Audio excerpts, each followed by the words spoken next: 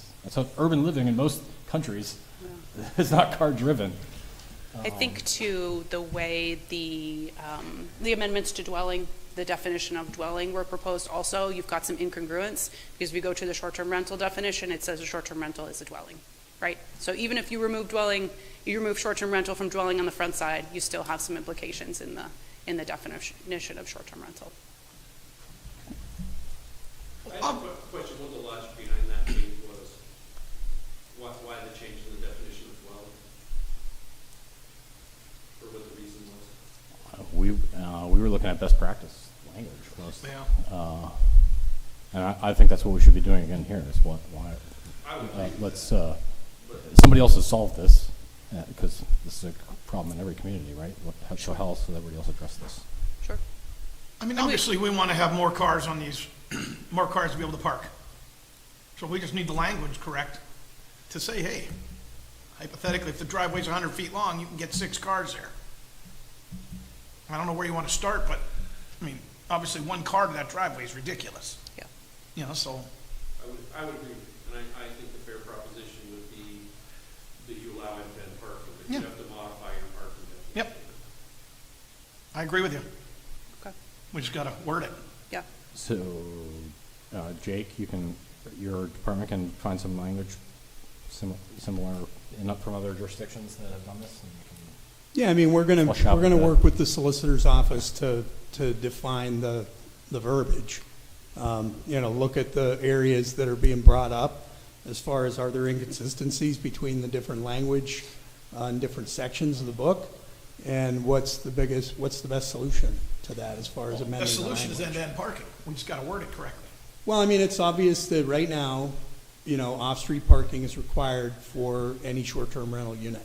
So if somebody comes in the door, they want to operate a short-term rental in the city of Erie and they don't even have a driveway, they're automatically not going to qualify to operate a short-term rental. So we dictate to people that they have to have a car in order to stay at an Airbnb. Well, all I'm saying is But through- most people that show up to use an Airbnb aren't coming in a car. Yeah, I'd rather understood. But it doesn't mean that the city should have to approve a short-term rental at every property in the city of Erie. Ed and I, Ed Betza, the city solicitors here, we participated in all the public hearings that went on for a couple years anyway, with all those concerns being voiced as far as folks that are promoting short-term rentals and folks that have concerns about how they operate and where they operate. So council has heard all those concerns, both pro and con.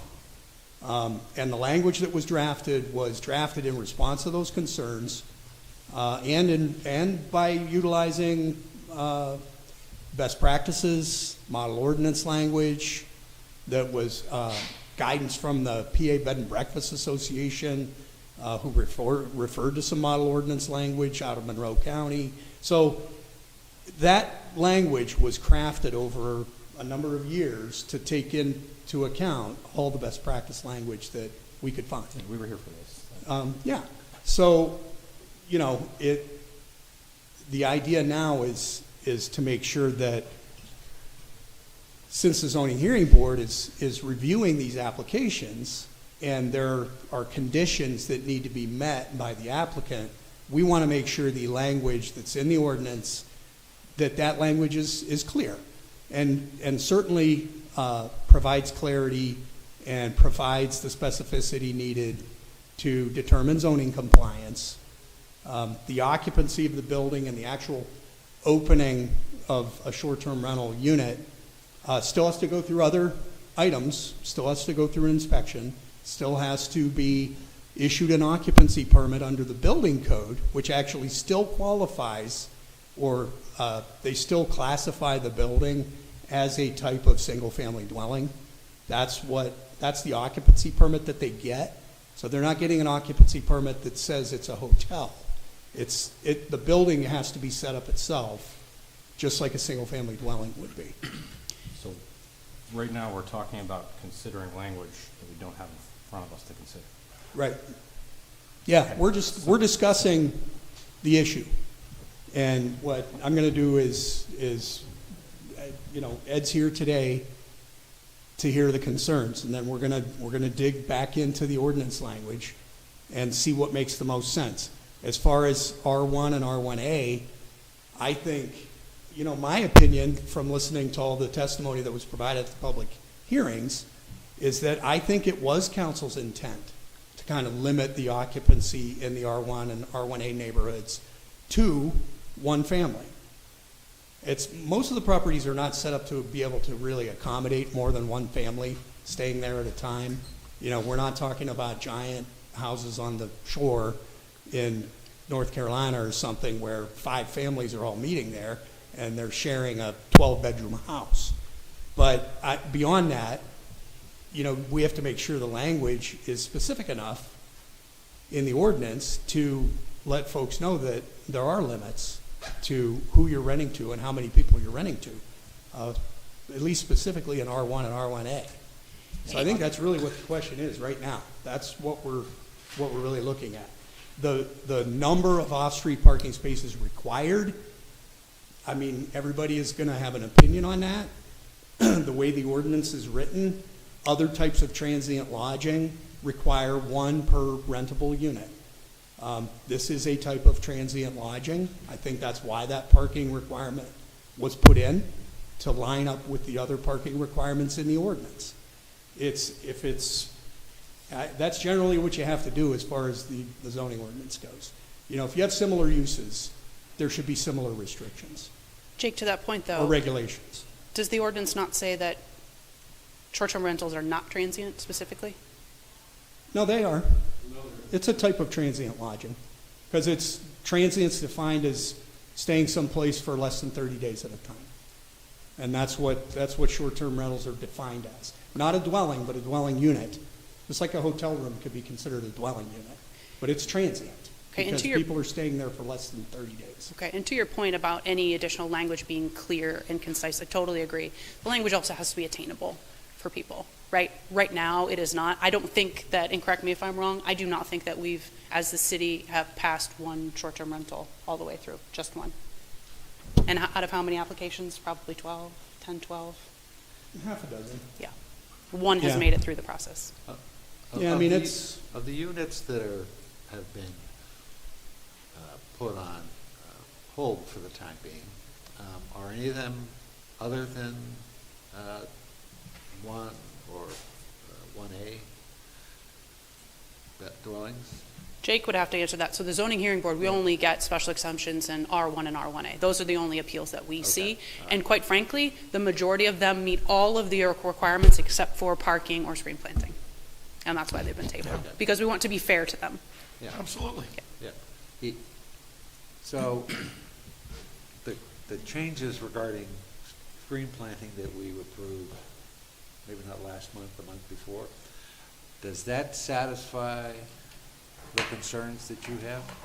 Not necessarily. The language that we've seen, not necessarily, because it makes sweeping changes to the zoning ordinance itself in other districts other than short-term rental relative to screen planting. My example about Juliet's on 8th Street, if that were to be built again or to be approved again, it would be a privacy fence, not then the screen planting. So it's our consensus that utilizing the language for sorority and fraternity perhaps could be a better fit to the specific issues with the short-term rental. Also, if your intent is to change all of the screen planting strip to the other, you missed about 4 of them. So you'd have to go through the ordinance and change a few more. And then screen planting and screen planting strip, it's pretty common all throughout the ordinance, and it's very well defined. So it's not, that wasn't the issue. The screen planting wasn't the issue. It was the adjacent, because you didn't limit it to front and rear. That was our. For short-term rental. Yeah. It's just to touch on the screen planting and the proposed revisions for screen planting. The screen planting strip, it was brought up by the zoning hearing board that was not defined, and that everybody knows what a screen and what a planting and what a strip is, but not screen planting strip. And it is not defined in the ordinance. However, screening is, and screening allows for a combination of different things, and it's defined. So the rationale would be remove an undefined term and replace it with a defined term. And yes, you want to do that throughout the ordinance so it's consistent. Frankly, I did a word search to find all the sections in the ordinance that refer to screen planting strips. And obviously, I'm looking at the fraternity sorority section right now, and I see that it says shall provide screen planting. And the good thing is that it does specify side and rear yard areas. That's a good thing, because that's what we're suggesting for short-term rentals, is the same kind of screening, side and rear yard areas. So that's consistent. But I think just removing the term screen planting strip and replacing it with screening, that's going to make it easier to enforce, for sure. Here's my disagreement with that. We set the standard that every term in the zoning ordinance has to be defined. Then the easiest example I'll use is foot, right? Everything's a setback, it's measured in feet. Foot isn't defined in the zoning ordinance. So whose foot is it? I use my little baby's foot. So I'm gonna build a 6-foot fence, right? So I think if you set the standard that every term has to be defined within the ordinance, instead of using the correct municipal planning code definition, which is you use understood definitions for things. And the definition for screen planting describes a deciduous hedgerow planted. It's pretty easy to make the jump that a planting screen is a hedge, right? That's my position on that.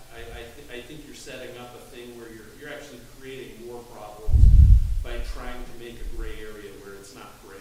The screen planting definition is fine, and it's common throughout most municipalities I deal with when I'm inspecting property.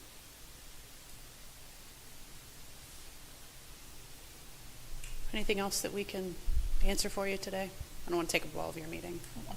I'm good. We gotta work on this parking. Yep. Well, the only other thing I'll add is that, in the absence of a definition, there's certainly, you can't define every word and put it in the definitions section.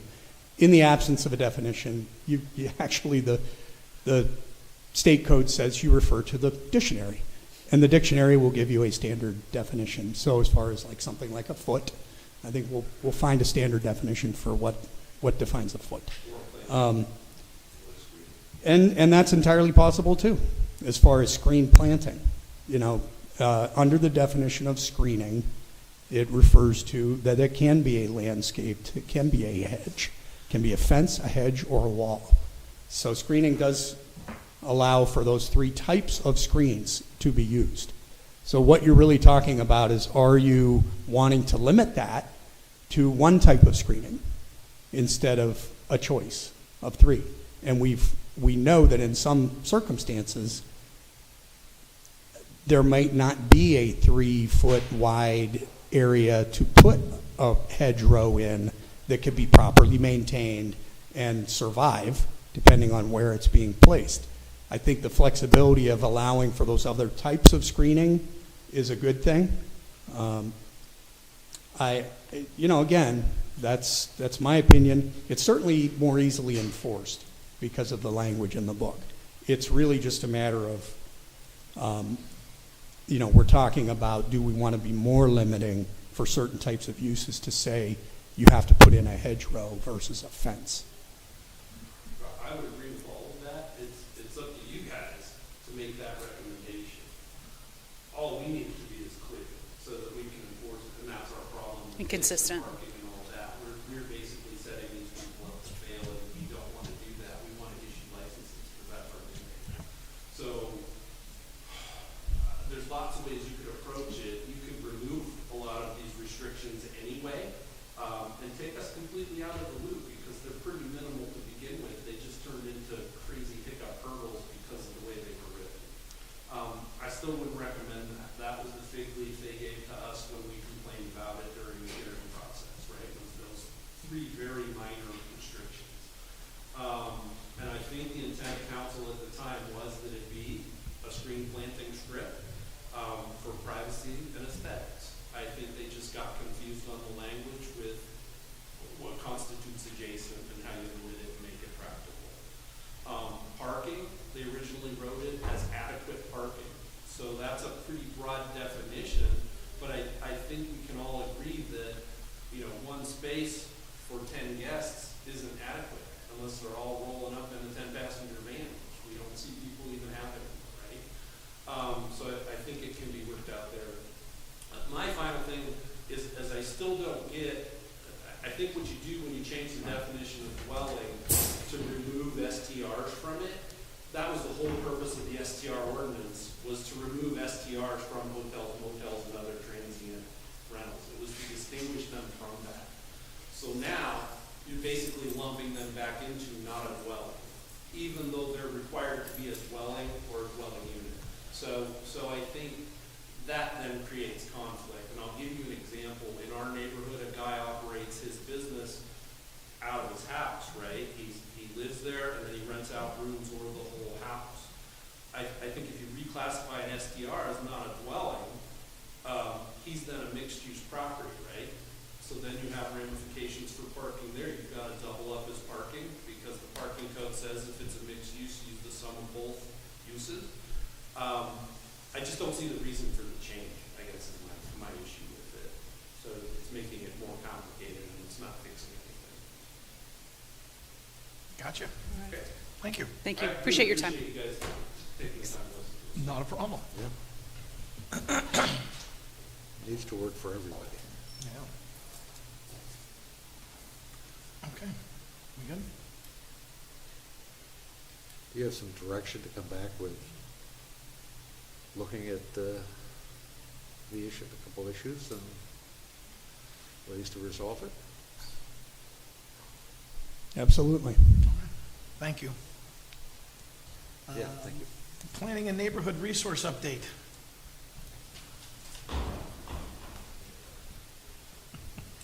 Good afternoon. Hello. Jake, do you mind I put together a small PowerPoint, although I don't think it's that small anymore. You've met me before, but to some of the zoning ordinance or zoning hearing board, my name is Jackie Spry. I'm the new director of the Planning and Neighborhood Resource Department.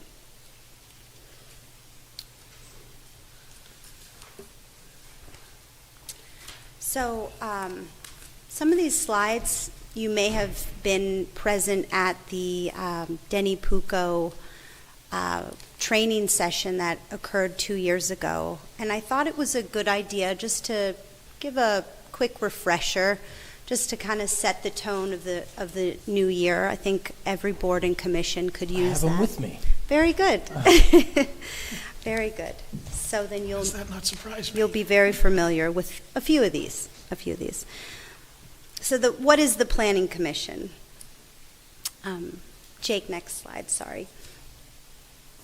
And I think you're in my note, if you put it into presentation mode. If you go to the right-hand corner, there's those icons on the bottom there, on the bottom right. One more over.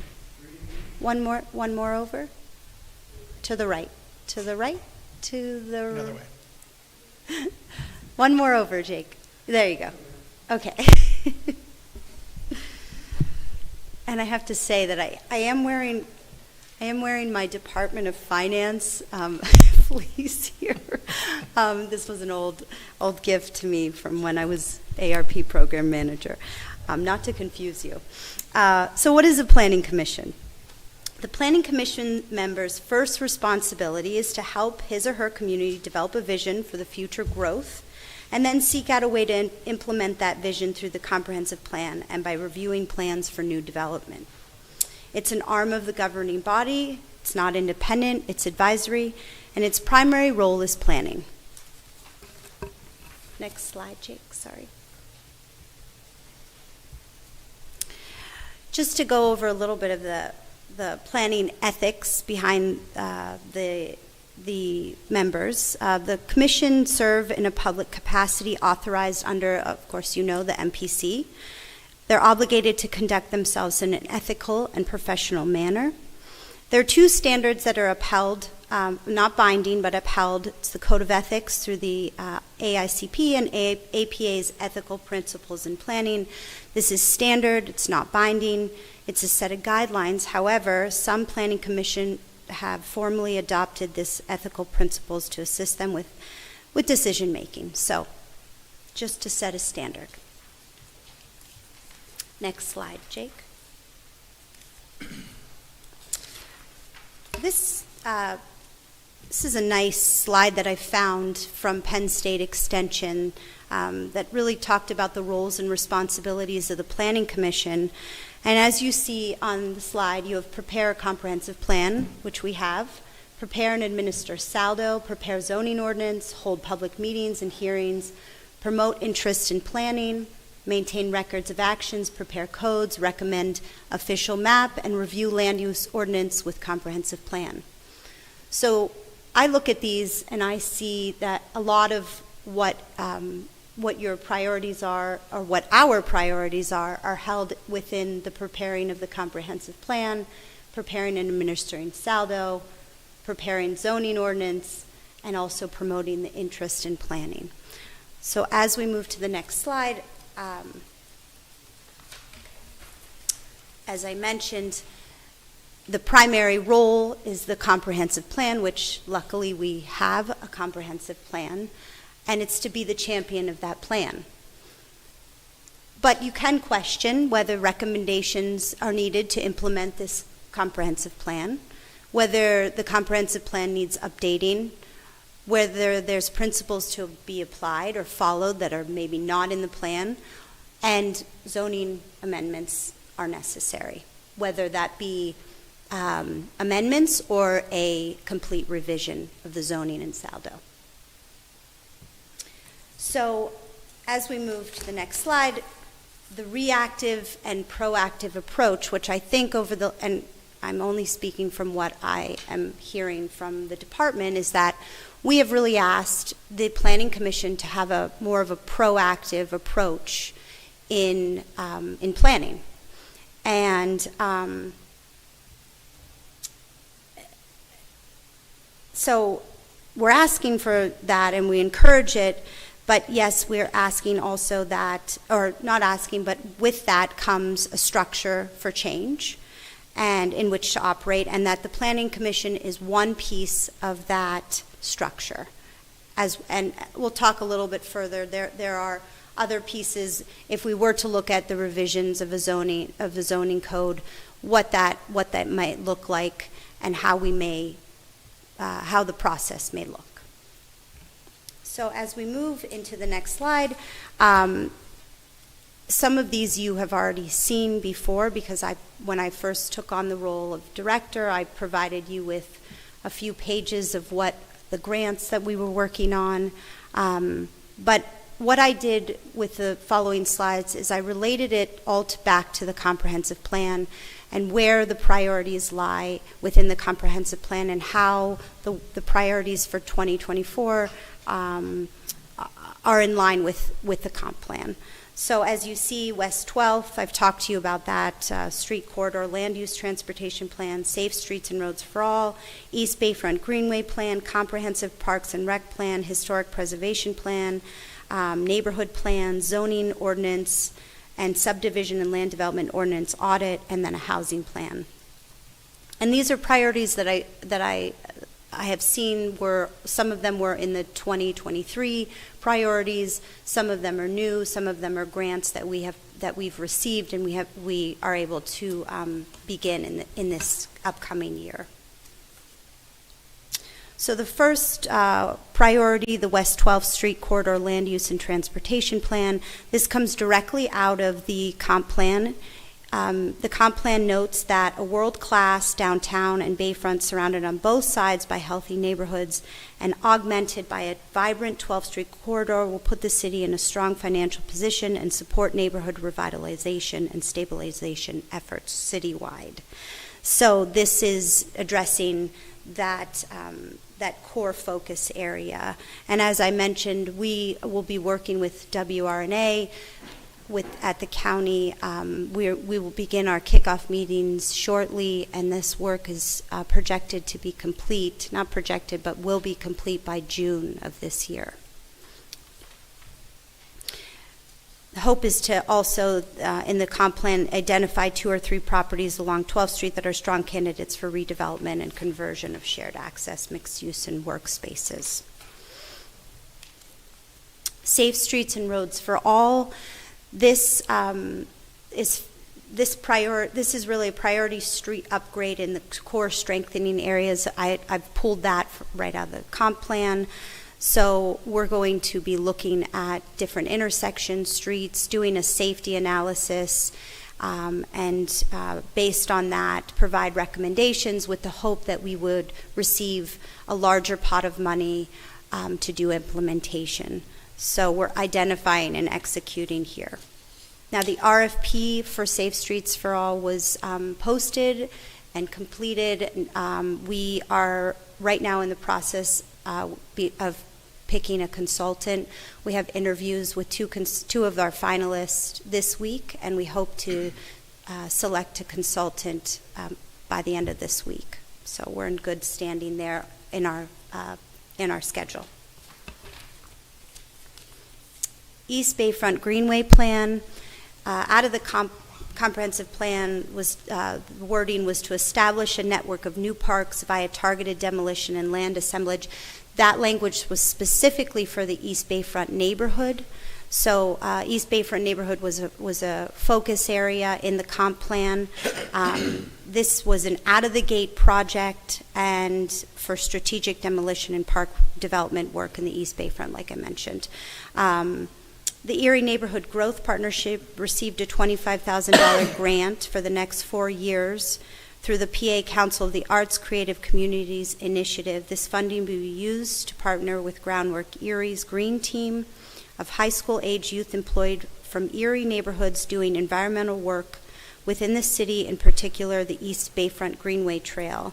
The redevelopment authority, the plan has been finalized. The redevelopment authority is in the process of approving it, and then an RFP has already been posted to hire a landscape architect or to do the design for a portion of that plan. So it is underway, which is very exciting because we are going to start to see the fruits of that labor pay off. So next is the Comprehensive Parks and Rec Plan, which I've talked to you a little bit about. This priority really it comes out of the activating our vision. It's one of the mayor's key performance indicators. It's to prioritize park improvements through neighborhood and citywide planning, identifying most pressing needs within parks, and factor into capital improvement plan. So you would be very much a part of that process when that rolls out. Next is the Historic Preservation Plan, which I know you've been hearing a lot of updates about. That plan is almost finalized. We have a survey out right now for the draft Historic Preservation Plan. And once that closes, then we'll push that through for adoption. It is also, there is funding that we have for a comprehensive historic building survey that we'll be working on next to draft a RFP and post that to hire a consultant to do that survey. This all comes out of also the comp plan to advocate for effective preservation of the city's historic assets. Next is implement neighborhood plans. The comp plan was really based in these focus areas. Many of them obviously were the neighborhood zones or districts. And so the priority is to create strategic priorities for each of the planning areas or neighborhoods. So we will continue to do that throughout this year and in the future years. We may have a little bit of a delay at this moment with looking into doing another neighborhood plan or focus area or targeted focus area because we have the new rollout of our digital infrastructure, our new software that's coming in the next few months, and so that's going to be a really a priority to make sure that that's a smooth transition in the department. So our neighborhood planner is going to be very focused on making sure that all of the levels of that are smoothly running. So we may have a little delay in that, but we will see that hopefully in the second half of the year again. Next is the zoning ordinance and subdivision and land development ordinance audit. So I pulled the language right out of the comp plan that said aligning zoning and design regulations with principles and strategies outlined in the comp plan. Some of the discussion in your meetings as well as with internally in our department meetings, as well as with Michael Baker, our consultant, have brought up this, how can we initiate this process of what is it that we need to do here to align zoning and design regulations. The first thing that we plan to do is examine our existing land use map. And we can do that internally now because we have a GIS administrator. So our GIS administrator, Aaron Pence, at the directive of Aaron Carey, will take the land use from the county, land uses from the county, and she will aggregate them into specific land use categories that make sense. So commercial, apartment, vacant land. What did I have here? Sorry, I'm missing my spot.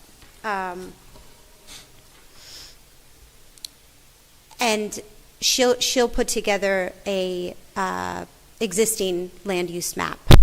From that, we would work with our consultants, most likely, to review existing plans, do public engagement, have a lot of internal discussions, and we would be able to, through that, be able to develop a future land use map. Now, when looking at the Erie Refocus, the comp plan, there is actually a future land use, existing and future land use map in the comp plan, but we don't know exactly the methodology of how this was created.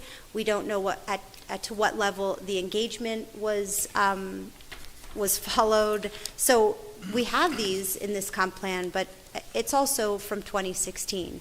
So it's a due time for us to update those maps.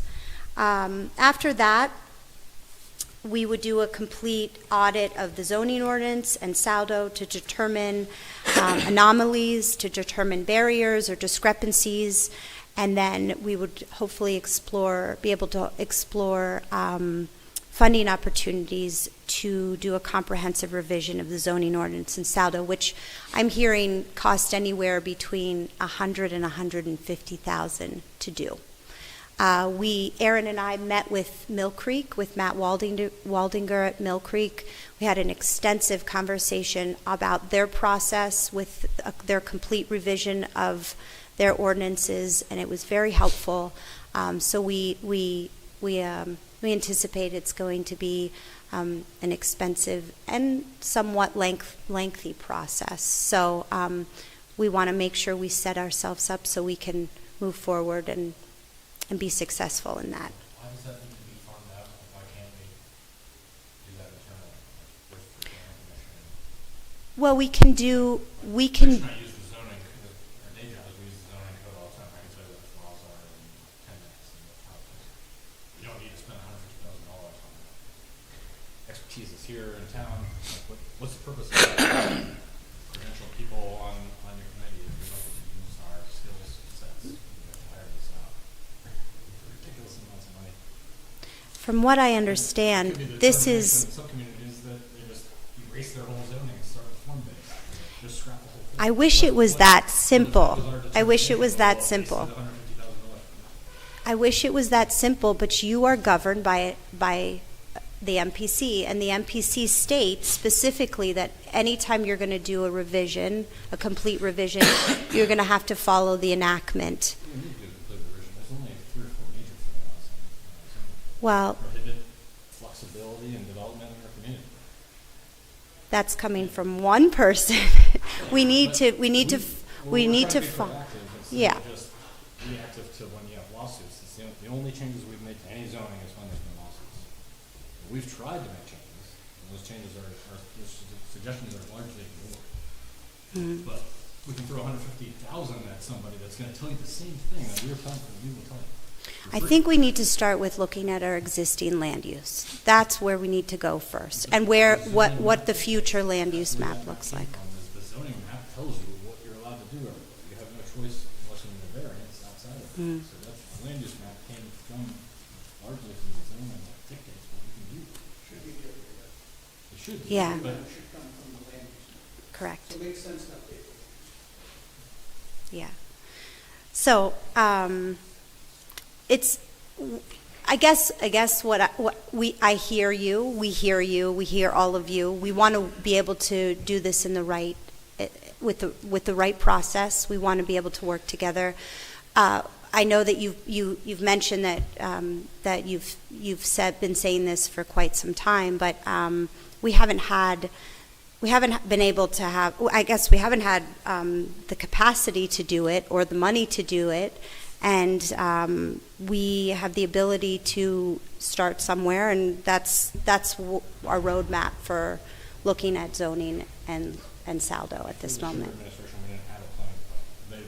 There was no choice but to farm this out and spend $100,000. Right. Now we have a planning department. What is the point of it if we still have to hire other planners? I can't answer that exactly yet. I don't want to, because I don't know the full process.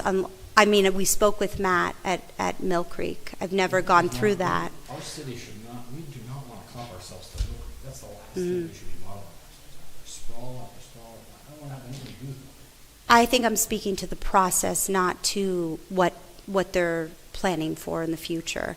I think we need to look at it comprehensively. I think we need to make sure that we engage with the public, we engage with the different, we do it in the right manner.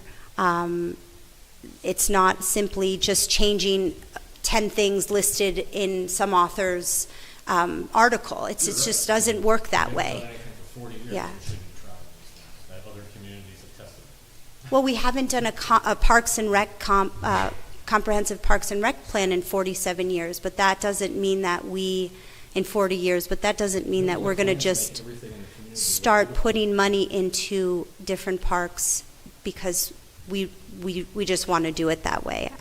I want to make sure that we're working through the process. I mean, I don't exactly know what that is yet. All I know is I can tell you that we're examining the land use map first, and that hopefully we can move forward after that. I mean, we're going to be doing that within the next week. So once I have that, I can share that with you, then we can go to the next step. Our goal is to make recommendations. We make recommendations and nothing happens. I can only speak from this point forward. I know you're new. I'm just telling you, it's frustrating that I've sat here for years, and every time, usually at this meeting, we're on the agenda for the first meeting here to make our recommendations on our priorities. We're just being dictated to by you and us what your priorities are. It's not even on the agenda for us to express ours. Well, primarily the priorities are set with the money that we receive through grants. I mean, My suggestions from 2 months ago were all no-cost changes to the ordinance. well, your suggestion was to read the article that lists out the 10 things that we should be changing in our zoning ordinance, which I read, and I know that author, and I know he's well versed in zoning. But again, we need to follow what the MPC says, and we need to make sure that we do the first initial step. So I listened to that. I read what you said, and I'm here telling you that we will be examining the existing land use.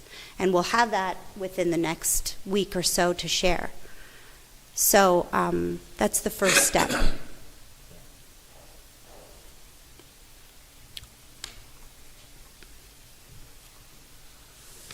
I'm just making sure I didn't miss anything in that section. I think that was it. Okay. So those are primarily driven by the grant funds that we've received. Not all of them, but most of them, or ARP money.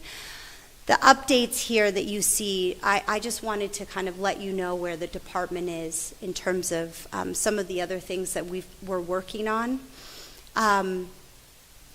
I hope you know that we received approval of 3 additional property maintenance inspectors in the department. The department has not been at this capacity since 2004, I believe. So we're hoping to be a bit more proactive in our approach with blight and code. We also just hired 2 full-time staff for the neighborhood resource part of the department. And we, in the last week, we've been working through what the framework of that neighborhood resource department is going to, or neighborhood resource part, is going to look like for the department, and also for other departments, how they're going to be integrated into City Hall. Primarily, we're focusing on code at this moment because the relationship, hoping to build the relationship between providing resources out in the community with code enforcement. Also, I mentioned the rollout of the digital infrastructure. So the Esri and the CityWorks software, we anticipate will be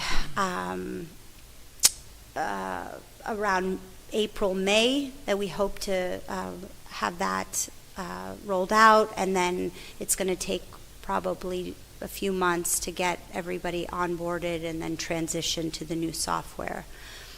Love Your Block, which is a component now of Neighborhood Resources, will be in its 3rd year. And again, we are working through with the guidance of Aaron on what that's going to look like this year, how many grants we'll be able to do, relationships that we'll be able to bring to the table there.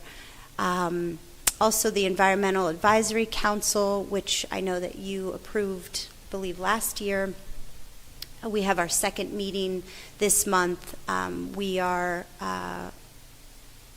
just establishing framework, board administration, bringing training to them for the first couple sessions.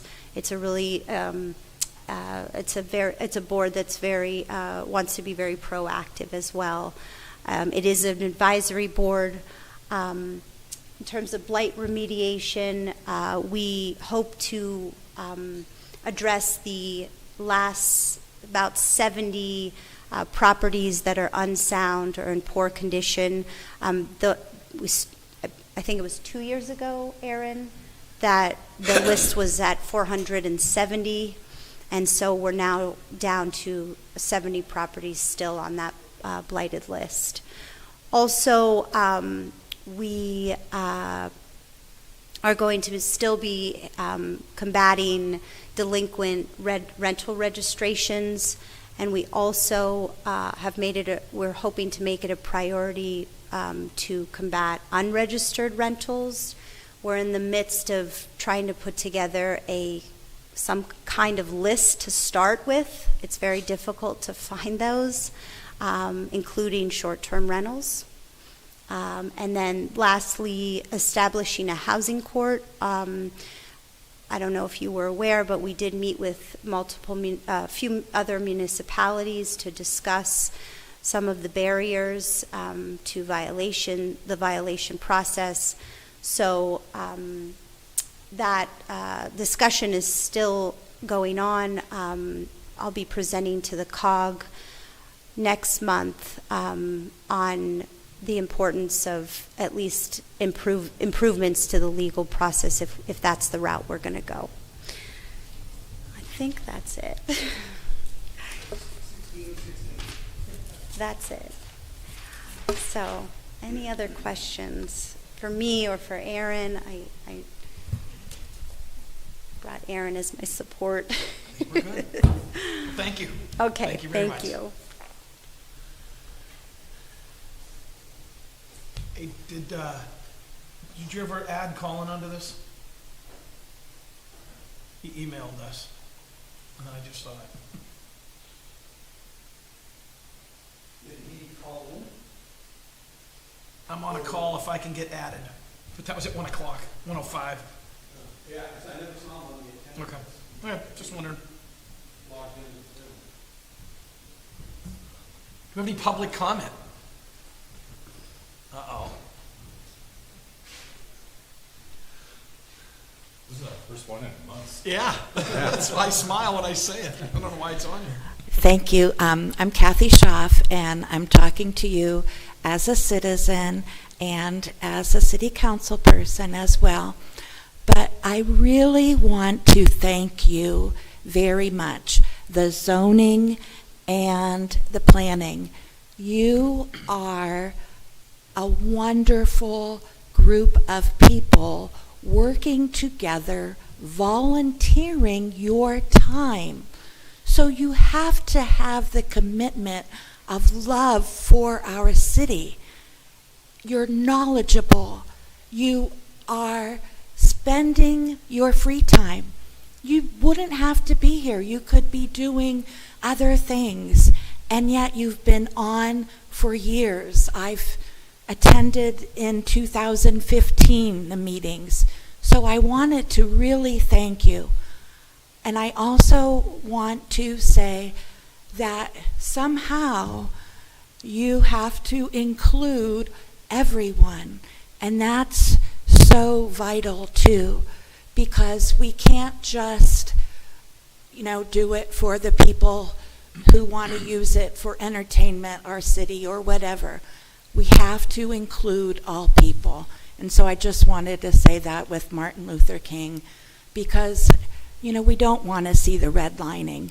And as a person who lived on 38th and Bird Drive area growing up and had flags put through our garden to say that there was a highway coming through our property, it didn't do it, but it did do others. So, you are the resources, and I just hope this Bayfront thing is going to be okay when all is said and done, because my husband and I like to travel by car, and one time we took a trip all the way up to Maine, and we took the least road that was traveled. And I want the Bayfront Highway to remain a scenic, slow travel place. And I have a love-hate relationship for it, because there's accidents, and when I was on council before and trying to get PennDOT to create slowness on it, and it hasn't happened yet, and there's so many people going well over and above the speed limit. It's dangerous. And pedestrian accidents in our city. So I like the need for safe pedestrians, and just thank you. And I just can't say enough, because you are knowledgeable. I know your backgrounds, and I just want to thank you. Thank you. Thank you.